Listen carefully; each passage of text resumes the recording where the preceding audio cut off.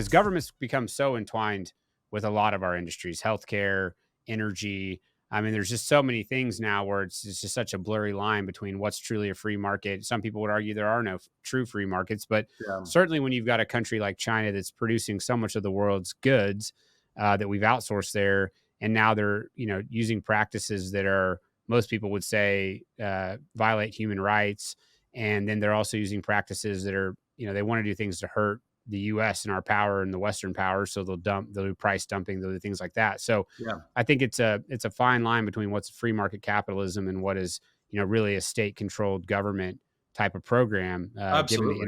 interconnectedness of the world right now. I mean, is that Yeah, a fair comment? 100%. And here's my rabid defense for the free market, and especially when it comes to this energy industry, which I know you love, which I love, and I marvel at. And I think you can see my book on Rockefeller behind me, right, Titan. I mean, I marvel at what this industry is. I marvel that these people figured out that this black sludge from underground that we've known about for hundreds of thousands or millions of years could be turned into these innumerable products. It's this, if you want to take a spiritual side, this gift that God put below our feet, etc.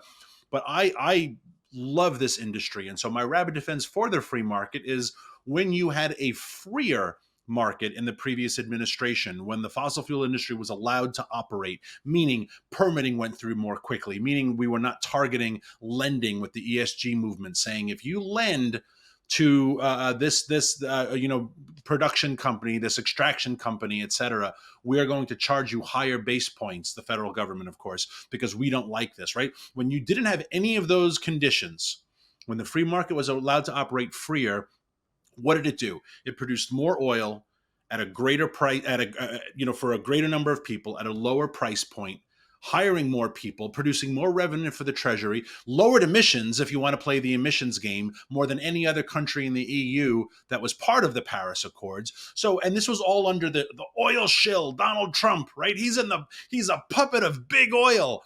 When big oil had their guy, we never talked about price gouging, profiteering, right? Congress never hauled any senators, the senators never hauled any CEO before them and demanded to know what they were doing.